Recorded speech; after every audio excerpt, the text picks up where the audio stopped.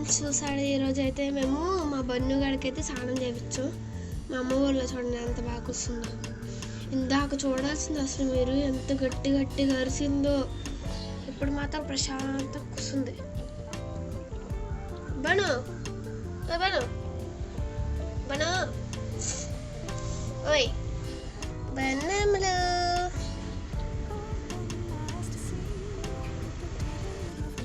ఇప్పుడైతే మా పెళ్ళిది shining original రంగు నీట్గా తలకోతలా అయిపోయింది అనమాట. ఇప్పుడు ఎద్దుకుని వెళ్ళిపోతుంది కంగారు. బను అలిగావా బను? బన్నములు అలిగావమ్మా? సారీ బన్నమ్మా.